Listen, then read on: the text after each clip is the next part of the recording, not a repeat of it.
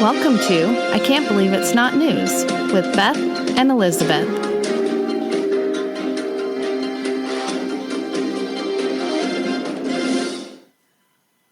Hi, Beth. Hey, Elizabeth. How's it going? Oh, it's going. How are you doing today? Good. I actually have some follow-up for us from our last episode. Oh, okay. Yeah, Nick sent us over an email that he found a link to Jeffrey Bill's site. Mm-hmm. And so Jeffrey Bill's site is still gone. Tell our listeners what the hell you're talking about. You're always so structured like that. So in our last episode, we talked about this gentleman from the University of Denver, Jeffrey Bill. He has a website where he tracked predatory publishers, and it was taken down kind of abruptly this January, and nobody was really sure why. I did see an article too since then that they kind of go ahead.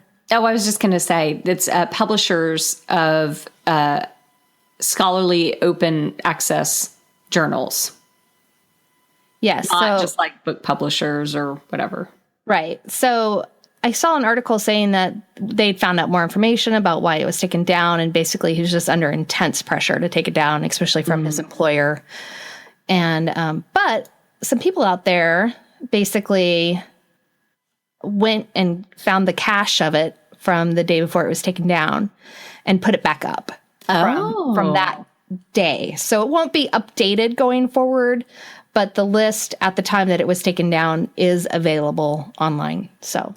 So he wants to take it down because his employer is giving him some static about it. So he takes it down because that's what he wants to do.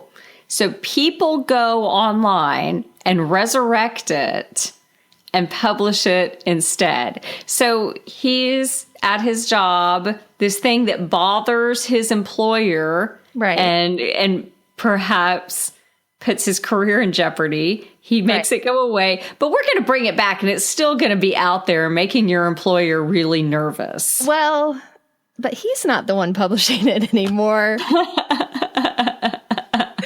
So his employer doesn't really have control over it anymore. No, apparently not. Yeah. So I think Jeffrey Bill's probably back there like doing the slow clap, like he's just like, good job, guys. Good job. He probably is, but I don't know. That just seems a little, I'm not sure I would do that to someone because I don't know. I mean, maybe these people know, like maybe they talk to him, but they know how he feels about it. So what you're saying is if our employer ever puts a lot of pressure on us to take down our podcast episodes, you don't want somebody to go back and pull those cached podcast episodes and put them up on like YouTube.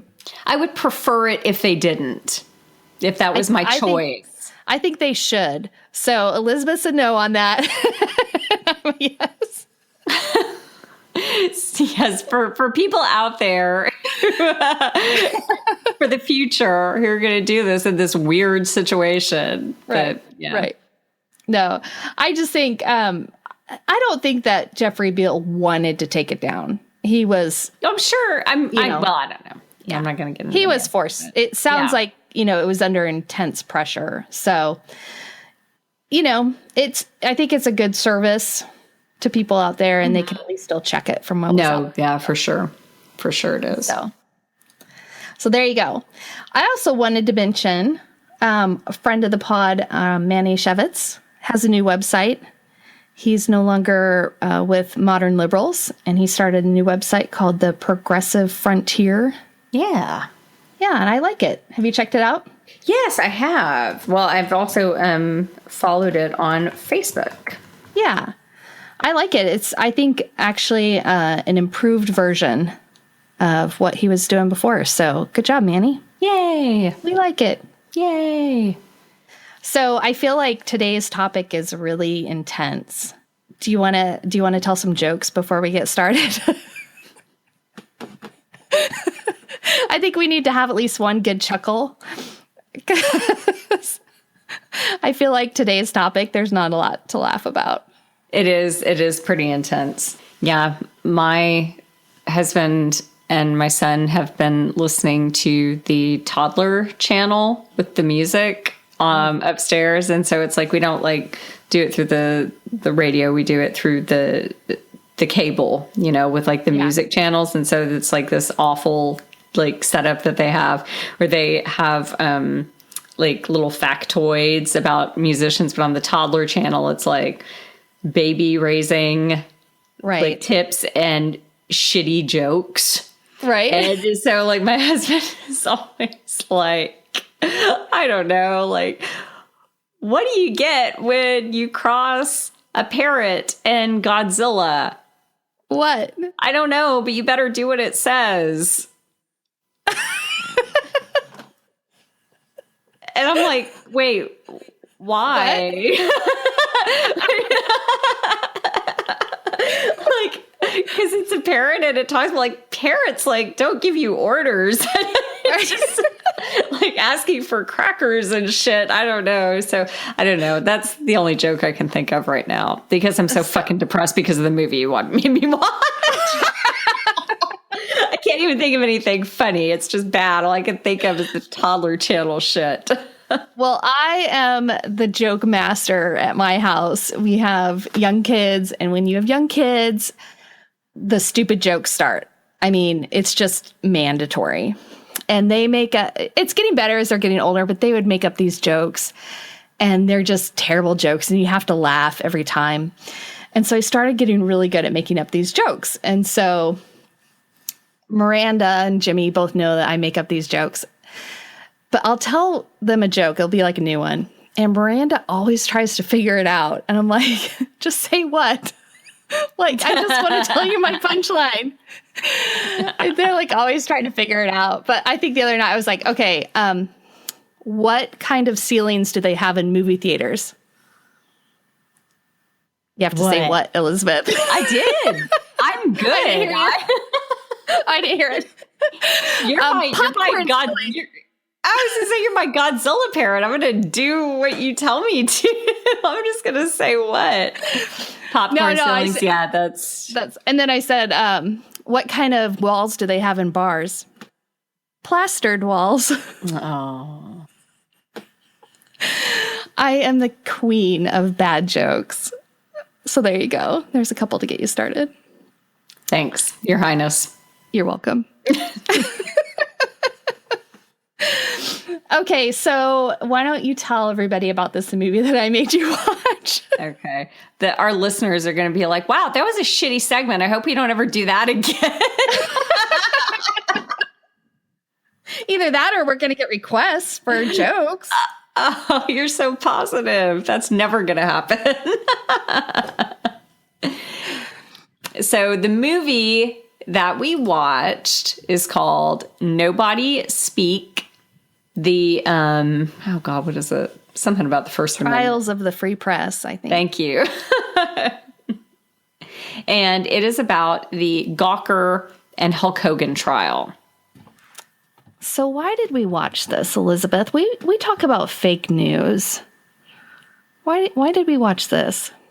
Well, we do talk about fake news, and this is definitely about real news. But there is an intersection with the First Amendment and the freedom of the press, because this is part of what makes fake news so tough to stamp out, because you don't want to be infringing upon people's constitutional right to free speech.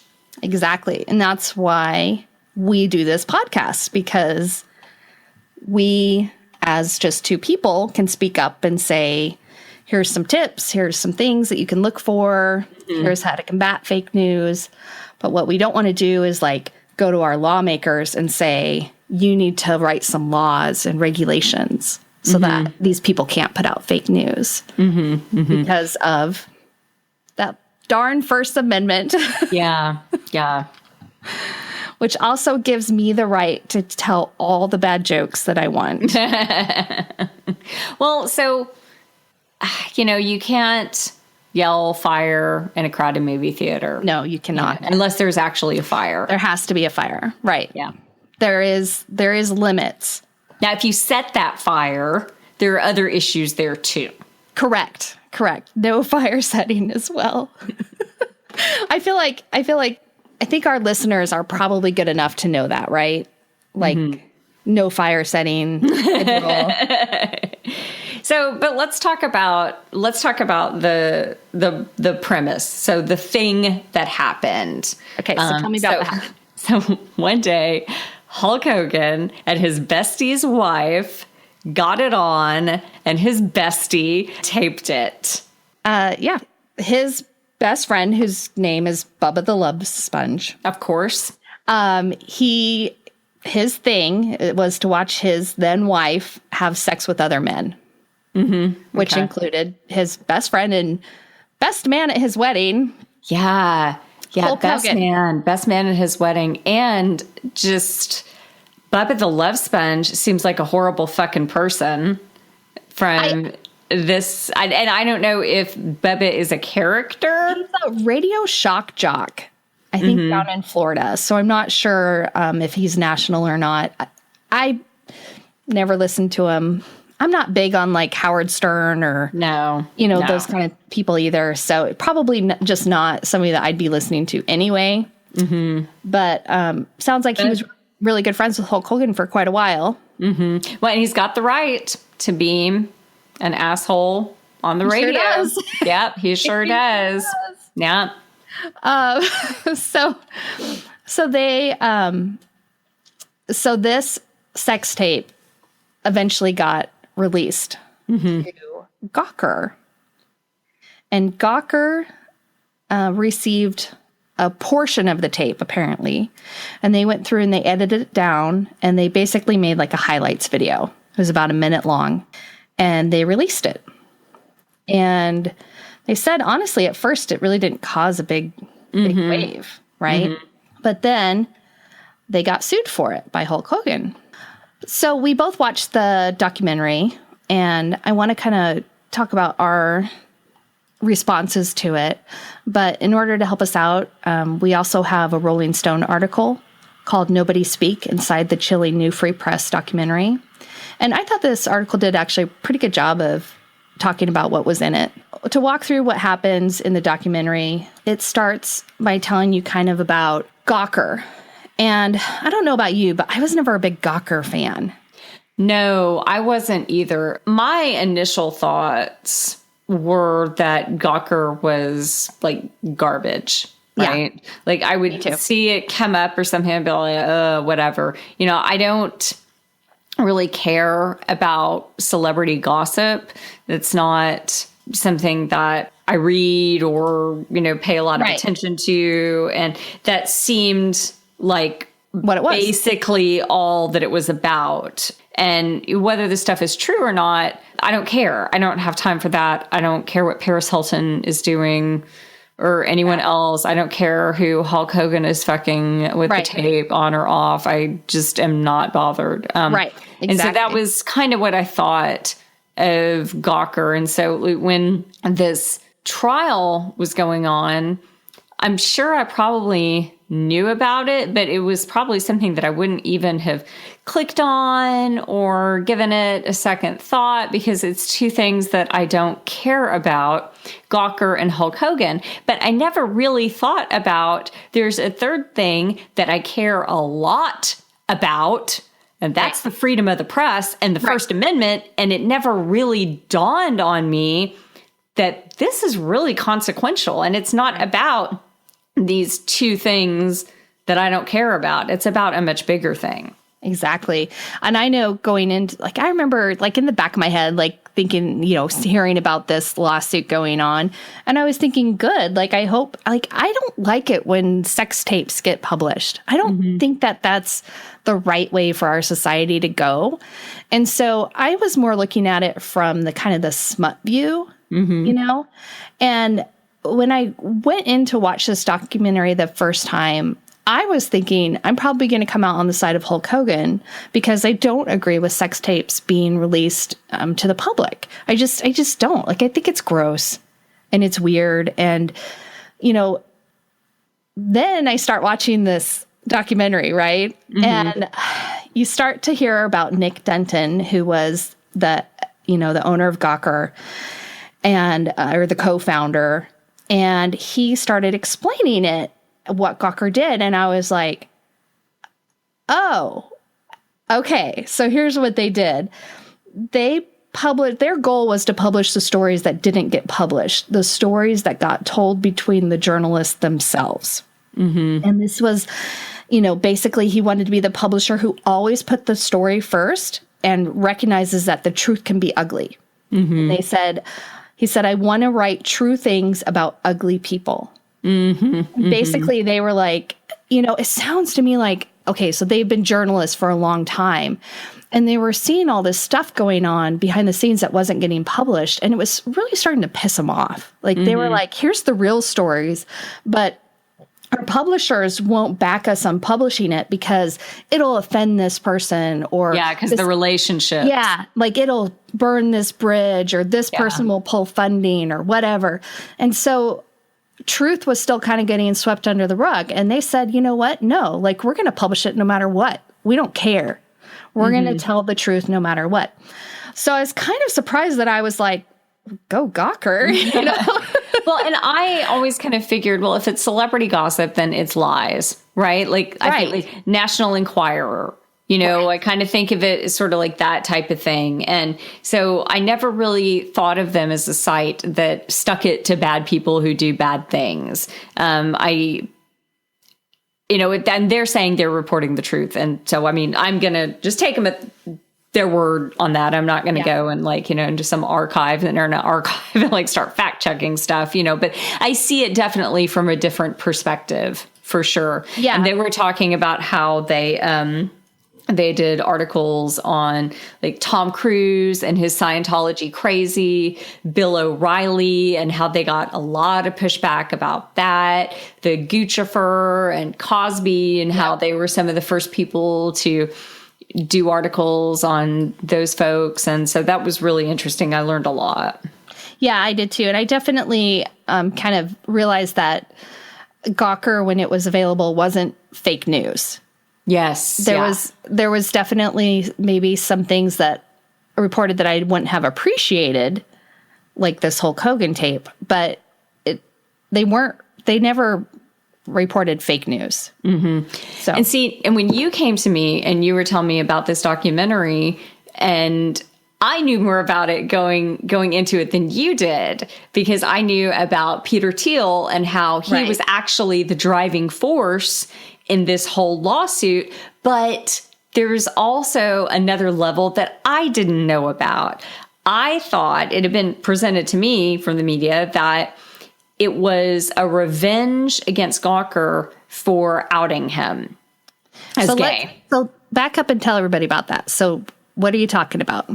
So there was an article that was published in Gawker a few years previous to all of this, that the name of the article, I think, was Peter Thiel is gay, people. Yeah. Whatever, right? And so, but the article was actually about how Silicon Valley is not as tolerant as they claim to be. Right. And he did not appreciate this because he is not publicly out as homosexual, or he wasn't at the time. And apparently he had tried to stop this article from being published and really pushed back, but he was not successful. Right. And that was back in like 2007. It was a long time ago. And so he has been holding this grudge, allegedly, for quite a while. And so who is Peter Thiel? He is a Silicon Valley billionaire. He was a co-founder of PayPal, early investor in Facebook. Also, in my humble opinion, from my little liberal perspective, kind of a nut job.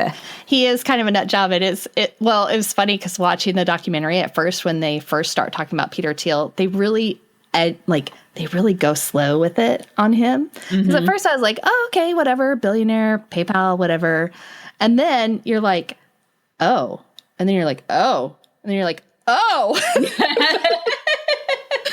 Like the more you find out about him, and you're like, Yeah. No, So- he's like this brilliant lunatic, like with these bizarre ideas. Yes. He's a really hardcore libertarian, not a fan of democracy. Nope. Not a fan of women having the ability to vote, not a fan of government, At all. at all. Like he wants to make a civilization in the middle of the ocean, which he totally should do. He should. And he should go there and take up residence. Yeah. No, I'd heard all about this stuff when he was delivering a speech at the RNC. Rachel Maddow was doing some really good reporting on kind of who he was and what he's about. And it's just freaking scary. I mean, it's ironic that he's so anti-government, but then he supported Trump so greatly. Like, hello, well, you're anti-government. No, I wouldn't call it irony. I would call it him being part of the Steve Bannon wing. Yeah, You know, the people who want to burn it down. That's what they want to do.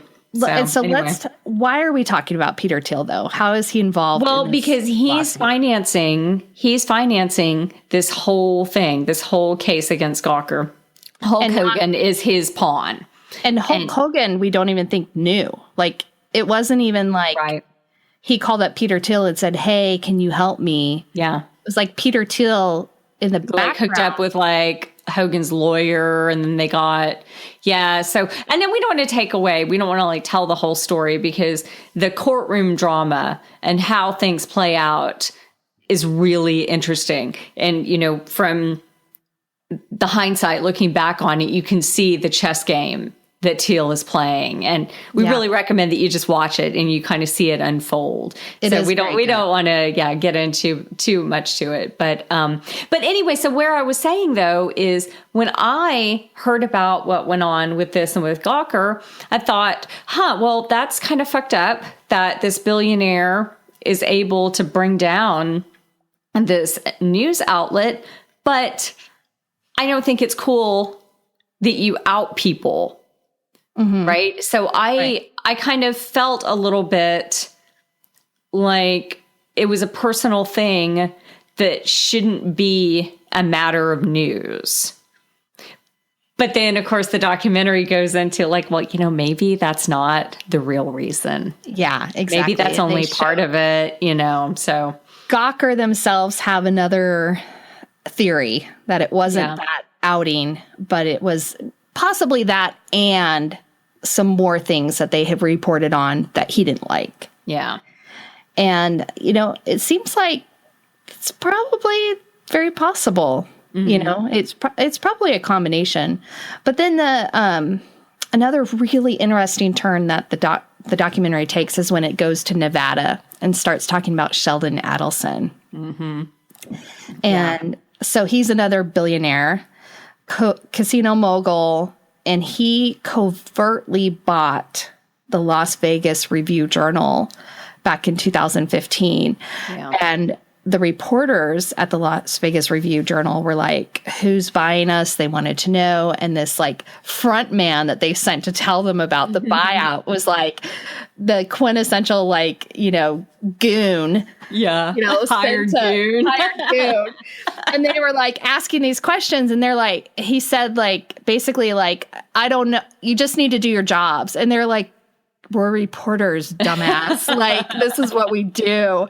So guess what they did as reporters? They reported on it, and they dug and dug and dug until they found out who had bought their newspaper, and then they reported on it and pretty much lost their jobs. Yeah, well, and for it. They'd been told, no, it's not Sheldon Adelson. And then Sheldon Adelson denied it over and over again. And then, you know what? Here's the truth.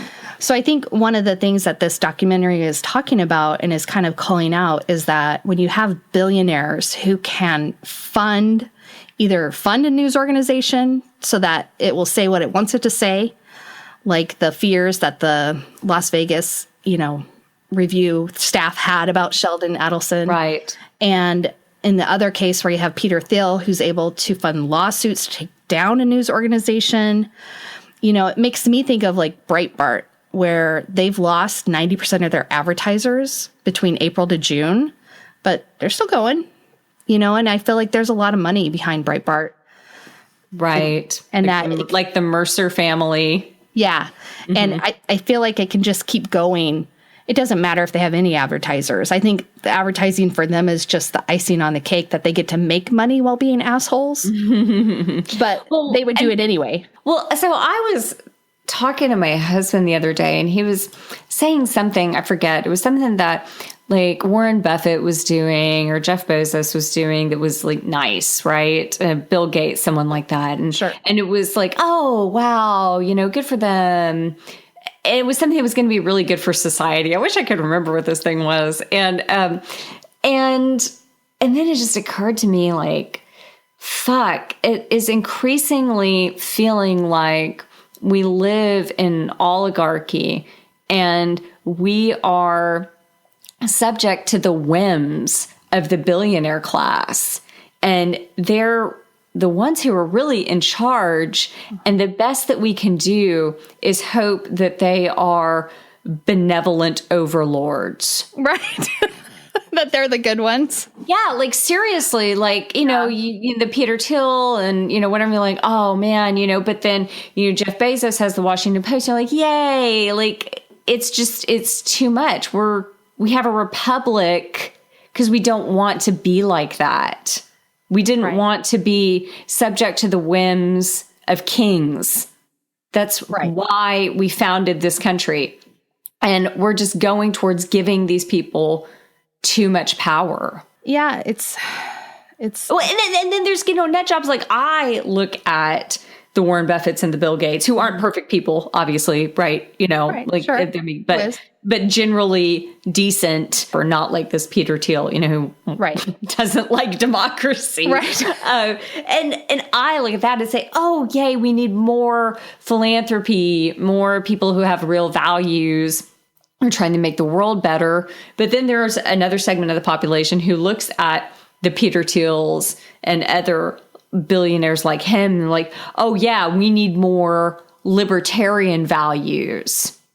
We need to get rid of the people who are putting out smut. Like Peter Thiel called it in the documentary, these are sociopathic bullies at Gawker. He said this is the most you have to say that word. Philanthropic thing that he had ever done. Well, sure. He's not a philanthropist, is he? So, yeah, hang on. I wrote down this actual quote. He was he was being interviewed by the National Press Club, I think, and he was asked if he was suing any other news organizations, and he stammered quite a bit. Really tripped over his feet on that one. And then he said that Gawker, that they were a singularly sociopathic bully. Other organizations are not in the same ballpark. Right. So being a billionaire, he gets to make those choices for society. Right. He gets to decide. Because he has money. Yeah. He made that decision. That. Yeah. So there's a really good Forbes article, and it's called Peter Thiel's War on Gawker, a Timeline. And this, I thought, actually went a little bit beyond the documentary because it talks about more litigation suits that were going on with Gawker.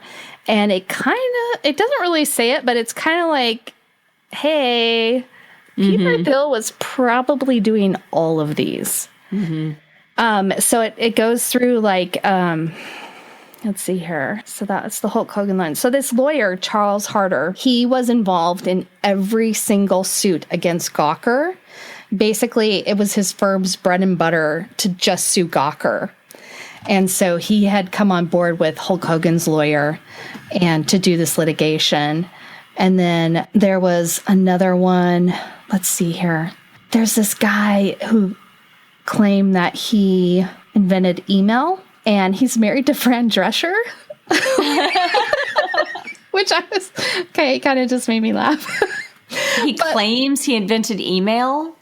Well, apparently he did invent. I was going to say, did he invent email? Like Gawker, and him were involved in a lawsuit about them saying you didn't really. Oh, here it is. Oh, corruption, lies, and death threats: the crazy story of the man who pretended to invent email.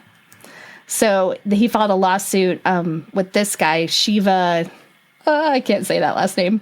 Ayadaru. Okay. No, that's probably it. Nailed it. Right, nailed it. Woo!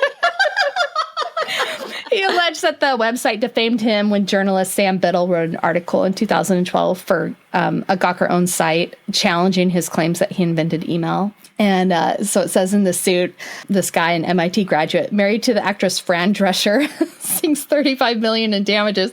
And I just laughed so hard when I saw that. I didn't know Fran Drescher was married. I remember this like snippet of like her giving this interview where she once tried to ask Tom Cruise out on a date, and like was like said like, oh hey, maybe we should go get a drink sometime, and he was like, I don't drink, and she was like, oh, you know, like with that laugh. And I just was like, oh look, she found her man.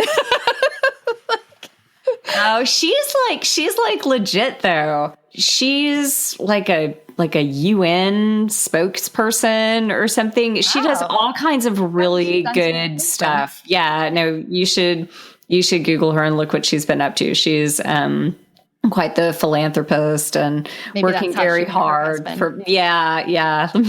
Let me see. Oh no, they were separated in 2016. They were only together for like 2 years. Now I'm sad. I wonder if they have to email.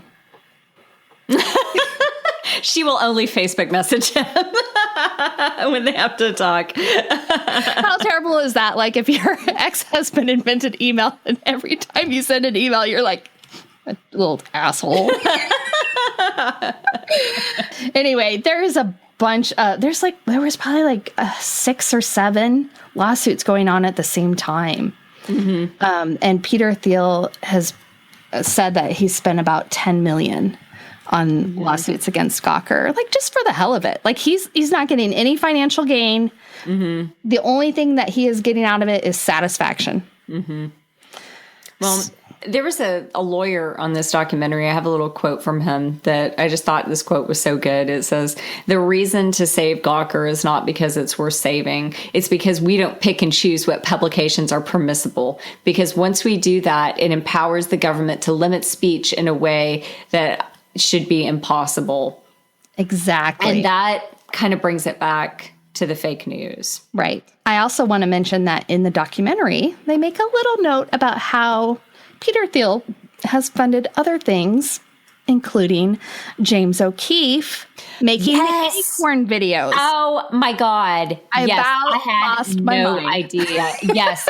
So he spent $10,000 funding James O'Keefe. Like, yeah, that's the type of person. Yeah. Listeners. And he wrote a book called The Diversity Myth, which is how we don't have a problem with racism. It's just that we look for it too much. Yeah. Yeah, sure. That's, yeah.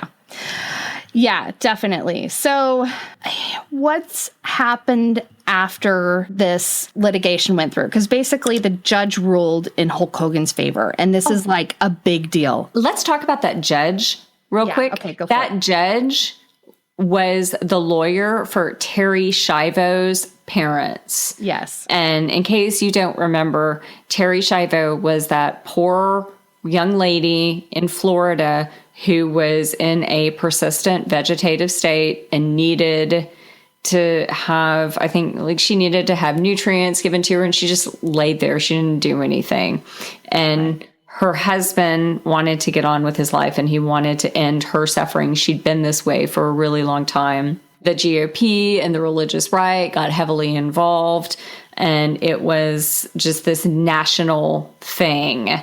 And I know I went and got all my medical directives updated and everything. Because the last thing I fucking want is the GOP coming telling my family. That is a real, you know what? Let's do an advertisement right now. To update your medical directives, contact LegalZoom. LegalZoom, help me keep the GOP at bay. This is an unpaid advertisement for LegalZoom.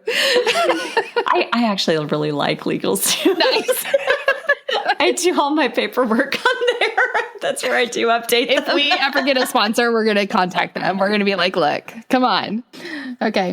So yes, but so I was like, oh Lord, when they said that. And then like Jeb Bush had appointed her to this particular case. So that was really interesting. And then they said in the documentary that she was making disparaging remarks about the defendants and their works in front of the jury at the beginning. Like they should have shut that shit down. Right then and there. Just done. We're moving. This cannot happen. Gawker was like going in expecting, an outcome that was based on the First Amendment. Yeah. And they were just like shocked every day that this was happening, And I think a lot of it comes back to an emotional decision about what the guy who posted the original sex tape article, his name was AJ something, a hard Italian name. And when his deposition, he had made a statement, and it was an unfortunate statement for him to make. They asked him basically, what kind of celebrity sex tape would you not publish? Would you not consider newsworthy? And he said, if there was a child involved. And then they said, well, how old would that child have to be? And he said, I don't know, 4. Now, he says in the documentary, like, I was obviously joking. Like, he was like, I was responding to that person across the table that was trying to take away everything that I loved. And I wasn't being serious. But they really attacked him on that in the trial. And a lot of the conservative news that you read about this talks about that too. That basically this Gawker guy would have, only a child under 4 would, he not publish anything above that's fair game.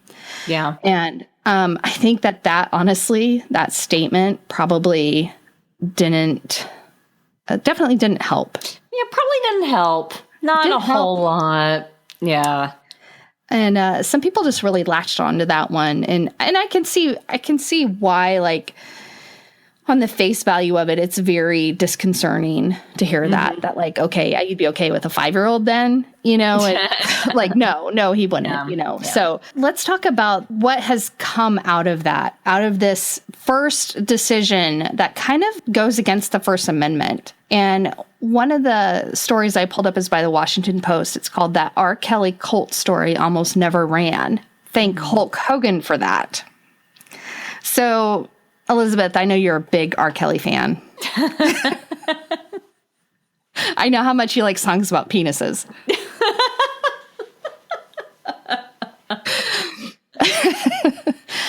I am not a big R. Kelly fan. Sorry. So you sent me this link and I was like, what?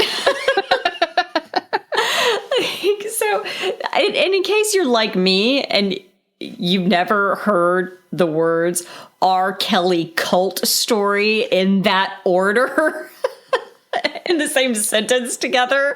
Right. So what happened is, I guess there were just like these women who were in his orbit, and he, you know what? I'm trying to like kind of look at the article here. He had them under his psychological and sexual powers. This is a very current story. So it's not even it's does have. Like, this is like, oh, this is July 30th. Yeah, this is like super current. Like, this just happened. Like, the story. As soon as you find out that people, like R. Kelly has someone under his psychological and sexual powers, that needs to end, and it needs to be past tense as soon as people find out about it. Well, and that's why this guy did the story about it, is he, was stunned by this, and he did a bunch of research, and he spent months doing this story, and he couldn't get it published. He went to a couple of different publishers, and it's not fake news. It was well sourced. It was a really good story. It was BuzzFeed, definitely newsworthy. Finally, he got it published at BuzzFeed. But nobody wanted to take the risk because of what happened with Gawker. And what they did, I just want to point this out really quick because I just noticed this. The picture of the author of this Washington Post article. She was in the documentary. She was the one talking from the Washington Post. Oh, she sure was. Yeah. just especially noticed at the scary ending part. But basically, you know, BuzzFeed, this is funny. So they said it's not a question of what the author calls having major cojones. BuzzFeed lawyers managed to make the story bulletproof, or apparently so, since there's been no challenge to its facts, not even a request for a minor correction.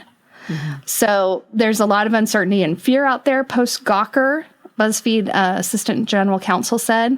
And the answer to uncertainty in the environment is certainly in our mission, she said, and making sure that a story is accurate, that it can be backed up, and that it serves a purpose. But there definitely, you know, there's a change going on right now because of that Gawker litigation and the outcome. Well, and then also with Trump being in office and all the Republicans being in power, he has come out and said specifically, I want to make it easier to sue papers. They were showing clips where he says, oh, we're going to change the libel laws and you people are going to be sued like you've never been sued before. Yeah. And I remember during the campaign, it was really scary how he would get these people at his rallies all riled up, and the reporters there were in real physical danger. Like Katie Tur from MSNBC had to have like her own security. I know, it was you know, that's right. They were showing that at the end of the documentary, and it was just like, it's crazy. Mm-hmm. Like he was literally like telling people in his rallies, they're in the back. Yeah. Look at them. You know, they're the ones that are doing this. And it's like, holy shit. Can you imagine as a reporter? You're like, I just was here to cover. Yeah. Like, yeah. What you said. Like, yeah, it's absolutely terrifying. And what's scarier too is that people just eat this up, and these people like Trump and everything, they're just turning everything on its head. Like, you can't trust the people who are there to tell you the truth, you know? And it's just like brainwashing. It's insane. So speaking of brainwashing, I want to talk about this article. It's called Fake News Was Anticipated by the Founders. Here's what they did about it. Okay, yeah, this one. Now we're going to talk about this. Okay. Now we're going to talk about this. So this was published by cnsnews.com,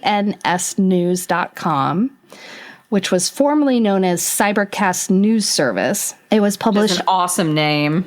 Yeah, I'm kind of jealous.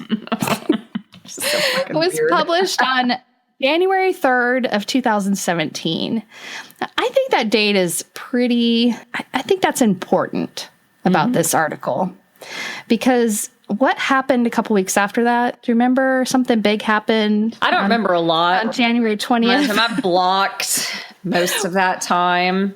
I know we were both I remember about that time. Yeah, just trying to hold on to the little images that I had of Barack Obama in the White House so I could just take those memories with me into the future. Right? Every day you were like, okay, we still have a legitimate president in the White House today. It's okay. When they showed in the documentary, I've never watched like him taking the oath of office. I mute it. Like, I just can't. I just cannot even hear that shit.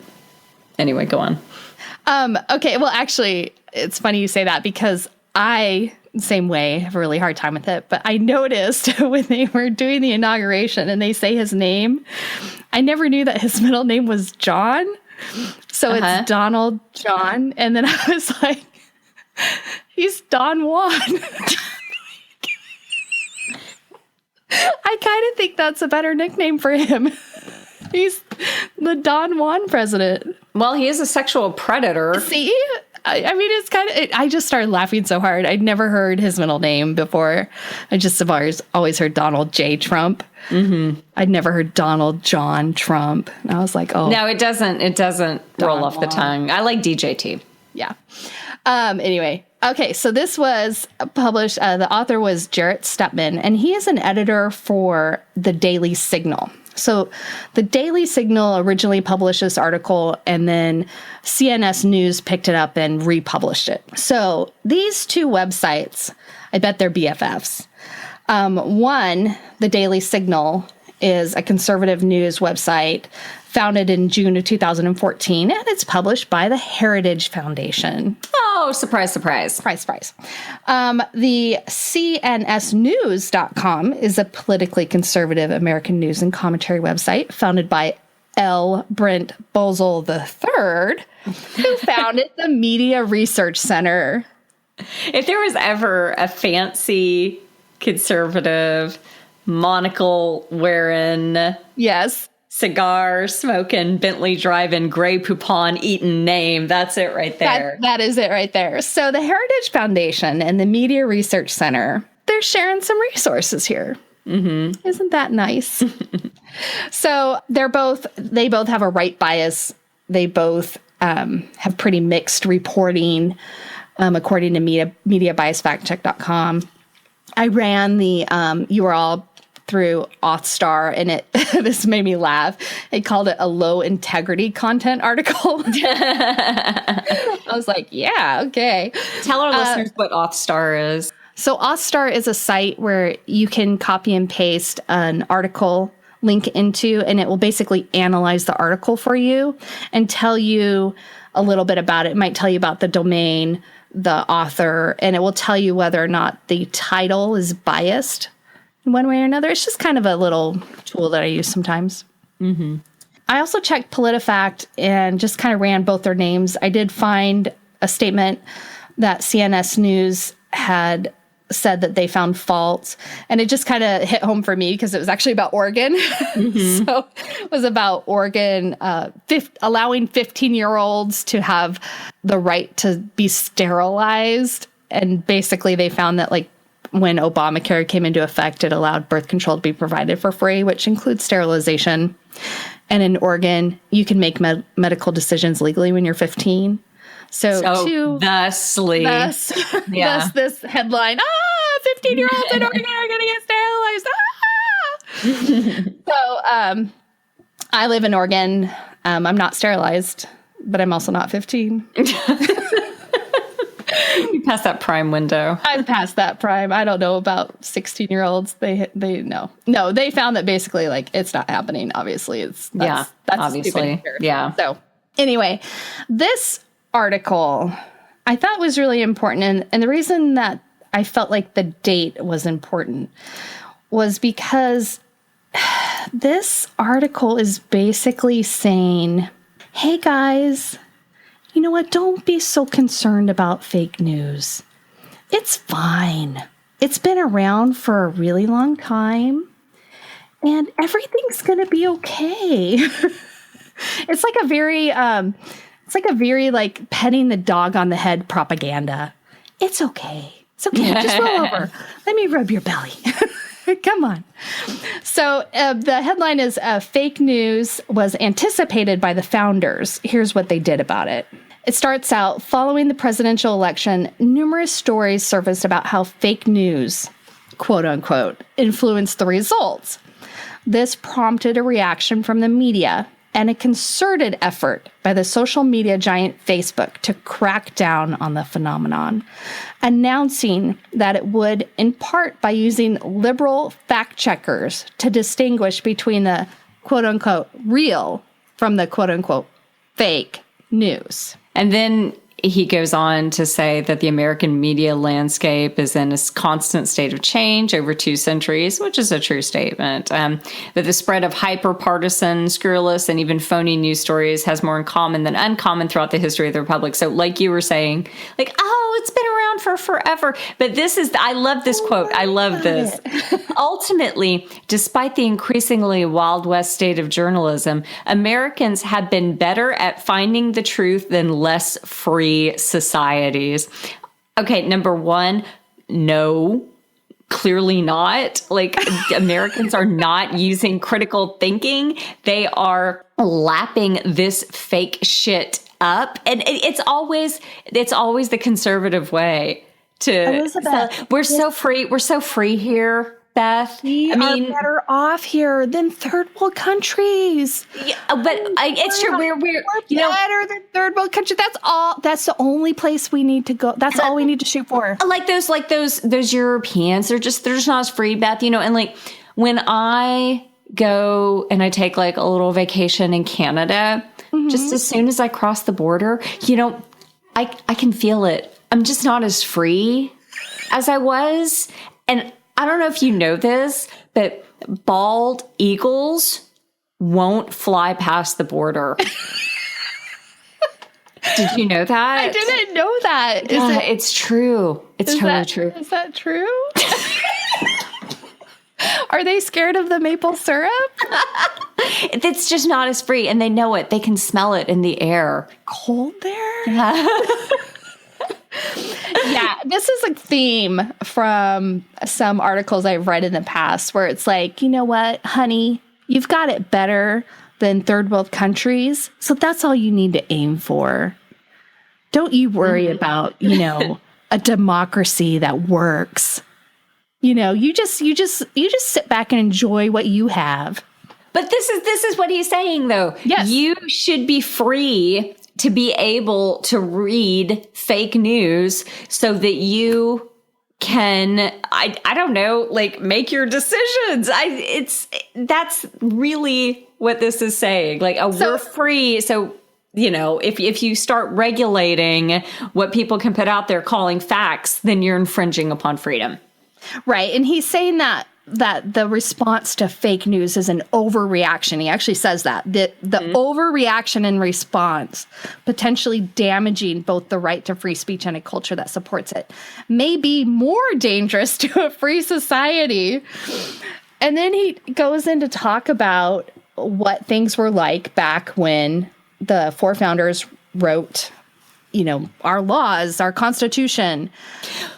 Well, and how they addressed fake news at that time. But I think that there is something in that last statement that you just said, though, that if we have an overreaction to fake news, that will be damaging to our society. I do agree. And that's kind of like the point with the Hulk Hogan lawsuit is that if we start to regulate it, and we start to limit the freedom of the press because we're trying to get away from fake news or something that we don't like, that can be damaging. That's true. And if we had someone in charge who was going to be making some rational decisions about how to combat fake news, it wouldn't be so alarming. But we have Donald Trump in charge, and he is on the warpath with media outlets that portray him negatively. And if you let him have the fake news brush, everyone's going to get painted with it. Right. Exactly. And we're going to go straight to nightmare scenario. We're going to go straight to state-run news. Which he's starting. He's already started his little Facebook thing. Did you see that? No. Where his daughter-in-law has been doing Facebook Live events. Yeah. Where, it's like the propaganda zone. I think, there's a theory that that's what he wanted in the first place. Right. Like what he wanted was he wanted to get his name out there, improve his brand so he could renegotiate his contract with NBC and then maybe make like Trump News or something like a Fox News channel and be a media guy. Yeah. He was in the works to start a media company right after the election. But I think because he actually got elected, he didn't do it. But there was news. I remember that right before the election, they were saying like, as soon as the election's over, Trump media is going to start, Anyway, this goes, and I will tell you, reading this article, I read it very carefully, and I tried to really check my bias and make sure that I wasn't just reading it with a liberal bias or a bias that, I didn't agree with what this guy said, because there are some statements in here that taken by themselves. Yes, I do agree with that. And thank you for pointing that out, because that is true. I just don't think it's true in this regard, what he's saying, that, don't worry. Just go to sleep. Your government is in charge. It's fine. Fake news has been happening forever. So he goes on and he starts talking about what it was like back in the day when the founders were, writing the Constitution. And then he starts quoting this guy, Alexis de Tocqueville. And I'm sure I'm saying that wrong because he's French. Oh yeah. I saw this in the article and I thought, we need to talk about how to say that guy's name before we talk about this piece. Oops. I'm going to go with Tocqueville. And that's probably wrong. But this guy's from 1835, and he wrote a book called Democracy in America. He was French, and he came over, and he had lots of opinions about American journalism and things like that. So the article says fake news existed in that time as well as ours, but it did little outright to convince people to change their views, which continues to be the case today. So he's saying that fake news doesn't change people's views. Interesting. Because of some French dude in the 1800s said so? Right. And he said that, I need to find this, because that guy said something about the fake news checkers are not needed. That's what I'm trying to find. All right. So one of the things that this guy said was an attempt to submit false news and opinions through an official fact checker would likely only elevate and perhaps justify a false opinion in the minds of the people, according to Tocqueville. Jeez. Okay. Yeah. I mean, this guy, what he's saying, it seems like at the end of the day, he's saying that, like you said, this has always been going on. Don't be alarmed. Right. Not taking into account that this is on a much bigger scale than what he's talking about. It's much more infectious. There's theories that the Russians are targeting this news to certain geographical locations. I don't even think you have to say theory anymore, Elizabeth. There's proof. It's a whole different thing. Personally, I am very unsettled by the thought of an adversarial power wanting to influence us and our elections. But I guess Jarrett Stepman is cool with it, but whatever. Okay. But he's saying, this is the very last paragraph. Okay. It says, fake or biased news was the willingly paid price of an open society, and the winnowing process of the American system ultimately leads the country towards the truth. That doesn't make sense. Right. Like you can't just throw it to the dogs and be like, it'll work out. Well, so the first sentence is that it is the paid price for an open society. So yeah, there's going to be shit. There's going to be your gawkers. There's going to be things like that we don't like. Okay. But there's going to be country music made. Yes. Everybody has different tastes. Yeah. There's going to be stuff out there. Yeah. And that is absolutely the price of an open society. Absolutely. But this winnowing process is not, if a company like Facebook wants to make it a little bit easier for their readers to know what's real and what's not, when people are trying to deceive them, more power to them. Yeah. Absolutely. And another paragraph that he had said was, these legacy media organizations are attempting to rein in the chaos with new gimmicks like fact checkers. Wait, did the guy from 1835 talk about fact checkers? Okay. But ultimately, their influence and credibility are fading in the minds of Americans as fewer people trust or desire to read these sources. When they say legacy media organizations in this article, what he's talking about is like how the Washington Post has its own fact checker. Mm-hmm. So he's saying that the mainstream media are attempting these new gimmicks. Yeah. Like fact checking. Yeah. It's so new and cute. Yeah. So anyway, this is just such propaganda. And I just was like blown away that it was released like right before the inauguration. Like it was just literally like to be like, it's okay, you guys, don't worry about it. Like, if this is just what happens and it'll all work out and everything. Oh, well, it's for a conservative audience. Yeah. Right. So just in case you were concerned about some of that fake news stuff, don't worry, folks. Everything's going to be okay on the 20th. We'll get rid of the black guy and get our guy in. That's what we really wanted. I mean, and honestly, like, Elizabeth, I guess we've just been wasting our time here. Like, fake news is not a problem. I didn't realize that everything was okay. I didn't realize that we've just been wasting our time here. Get my Sunday afternoons back. Exactly. You know, I will just real quick. There is a link in there to another article, which is on The Federalist, which is another conservative website. And that has a link to the Facebook fact checking announcement, which has a link to pointer.org, which has the code of principles for fact checkers. And I was intrigued on that website. They actually have every organization has to submit an application, and they have a link to their application and their assessment of why that person was accepted to be one of their official fact checkers. We should do that. Well, I don't think we qualify, to be honest. Why? We have to read the application process. It's literally like PolitiFacts on there. Fake news checkers on there, or factchecker.org. Oh, I thought okay, you're talking about organizations. Yes, I thought it was like applications for like people to like apply to be fact checker. No, sorry. I say we'd be really good at that. We do a lot of that. We are really good at that. But no, we need to get hired by like PolitiFact or something like that. Like it has to be the organization. So, and those are the organizations that are like basically approved to do the fact checking for Facebook. And so, there's nothing liberal about this. This isn't a liberal or conservative organization. It's reality.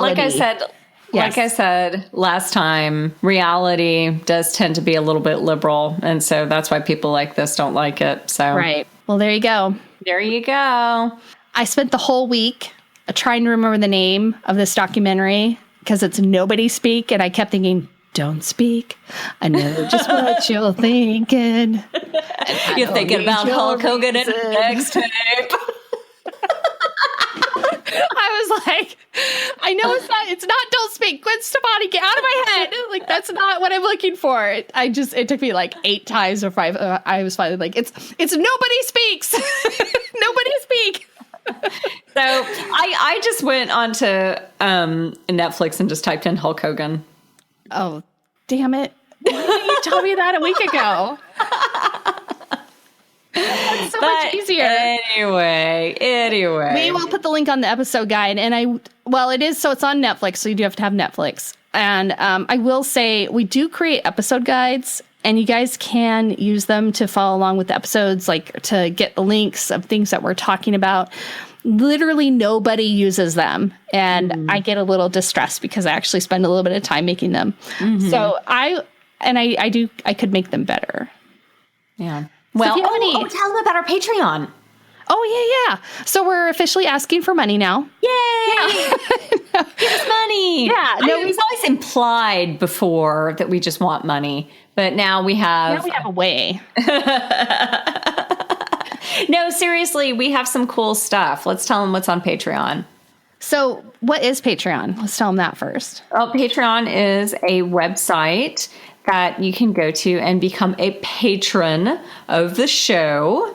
Yes. For $1, I think, an episode. Yeah. You get some rewards, and we're going to start making blooper tapes and maybe make some meme-isodes.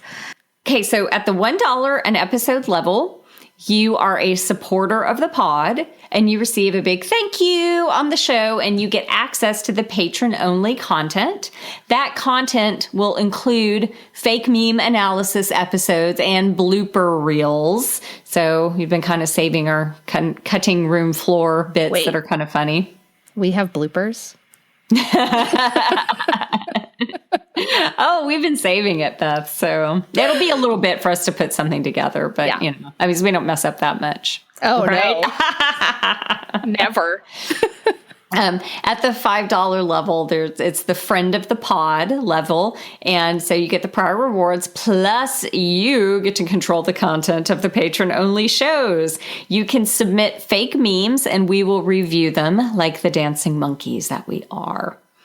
At the $10 per podcast, you become a BFF of the pod. You get all the previous rewards. And once a month, you get to send us your crazy uncle's fake news social media post, and we will craft a custom response, including links to resources.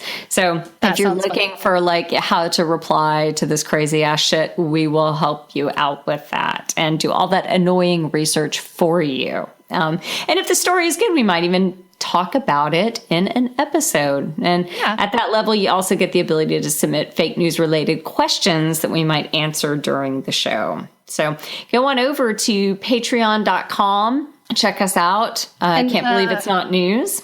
Why do we need money? Oh, because we want to hire someone to fix our logo and the crappy intro. That's why we need money. Among other things. It would be good to be able to, maybe have a professional website. Like ours is just ridiculous. But those kind of things cost some money, and we are self-funded. So also, if you are enjoying the show, be sure to head over to iTunes and give us a 5-star review. That's going to help people find us. And follow us on Facebook and Twitter at Podcast Fake News. And then we have our email at podcastfakenews@gmail.com, where you can send us links or emails or whatever to say, hi, I enjoyed the show, or hi, you sniff too much. I edit those out. If you can believe it, I sniff more than you actually hear because Elizabeth edits some of them out. It was allergy season a couple weeks ago, and I was like, oh my gosh, listening to it, I was like, what is going on? Do you guys have the really bad haze there from the BC wildfires? We do. Yeah. It's pretty smoky. It's pretty bad in the Pacific Northwest here. It's just the air quality is like some of the worst in the country right now. Yeah. So we have a nice little preview into what America is going to be like after we get rid of all of our climate regulations. Right. So it's like being in the future. Yeah. Hey, government saying don't go outside. It's not healthy today. Yay. Awesome. Freedom. Woohoo. But don't worry. It's still better than the third world countries. That's right. Fine. Don't you forget it. Just as long as you can look at them in the rearview mirror, everything is cool. As long as somebody's worse off than you, you're doing okay, America. Merca. All right. Well, hey, guys, until next time. Spread jam. Not lies.